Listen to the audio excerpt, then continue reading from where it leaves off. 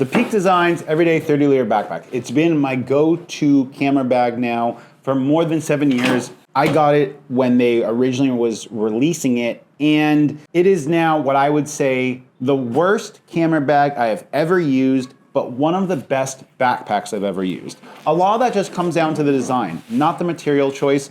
And if you guys didn't know, they manufacture this camera bag here in Vietnam, in Saigon, where I live, or a few thousand kilometers from where I live. But this bag has come with me all around the world. It's come with me to Malaysia, Thailand, Vietnam, Philippines, and this bag is such a love-hate relationship for me. A lot of that comes down to the design. This design of having the different kind of levels in the bag, or being able to kind of customize those levels, is absolutely horrible for holding small camera equipment. This totally works if you want to hold a small or medium camera with a lens and maybe one other lens. But the fact of the matter is that with this just overall design of a camera bag, it is not really meant to be a dedicated camera bag. It's more meant to be a travel bag or an everyday bag that can hold camera and hold stuff well and protected. The problem with that is that because it is also kind of made or oriented, positioned as a camera bag, it's got a lot of added weight that you might not necessarily need, but parts of the bag don't have any added protection. A great example of that is right up here at the top where it's expandable. This is totally unpadded. I've had drones in here before, I've had other stuff, and nothing is broken, it's just unpadded. And it's single lined, and now that the waterproof lining on this is beginning to wear off, it's not even close to being water resistant. Here in Southeast Asia, we have typhoons, we have a ton of rain, and this bag just does not have a rain cover, and it's not very water resistant, even though we have a big pocket up here that would be perfect for a rain pouch, or a rain poncho of sorts for this. That would be awesome. This is the version 1 of this bag. They have updated it with version 2, version 3 now. But I don't think they've changed any of the waterproofing.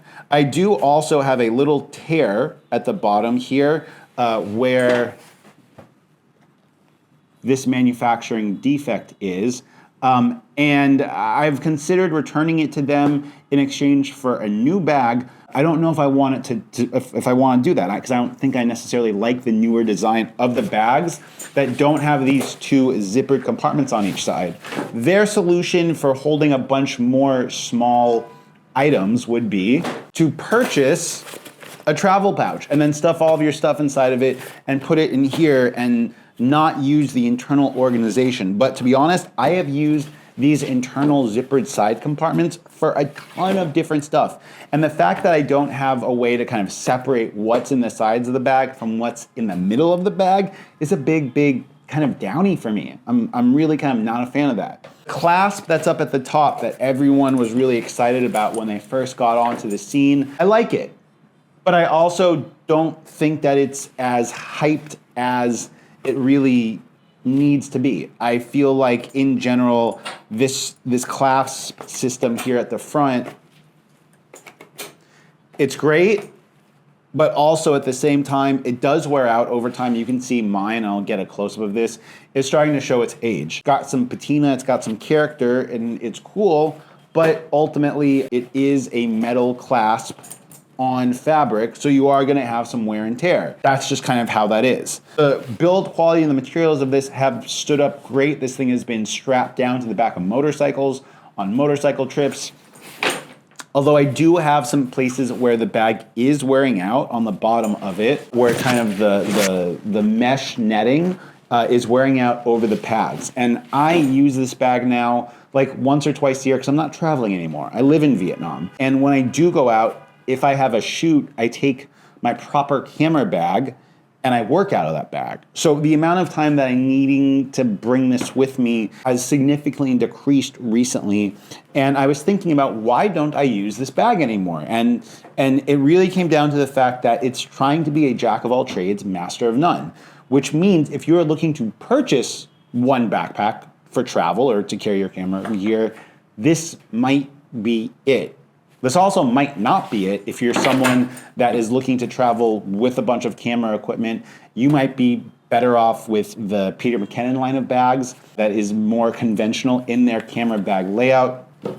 Another thing, just talking about camera bags in general, that I really dislike about this is how these dividers, they're up, but they kind of just use friction to stay up.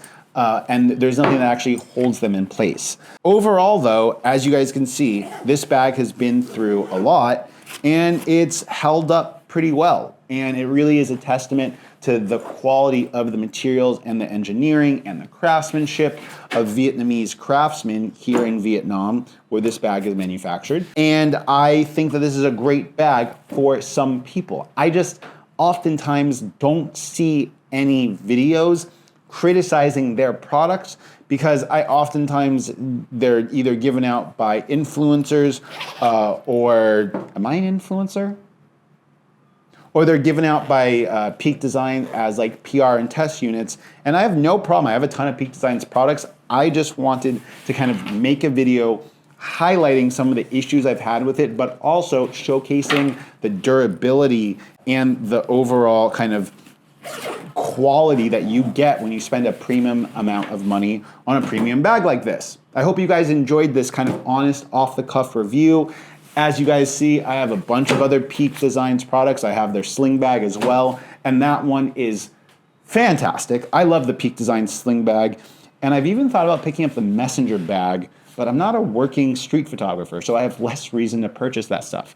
I just like nice gear and nice bags that are well designed, well manufactured, and kind of support the Vietnamese economy. And if you didn't know, I can't disclose this, but the manufacturer for Peak Designs, Nomadic, Topo Designs, Coolie, and a bunch of other of those manufacturers are here in Vietnam, southern Vietnam, and I'm in northern Vietnam. But maybe you guys want to see more stuff about Vietnam, or maybe you want to see more stuff about photography in Vietnam. Go ahead and drop that in the comments and give me a follow if you like content like this.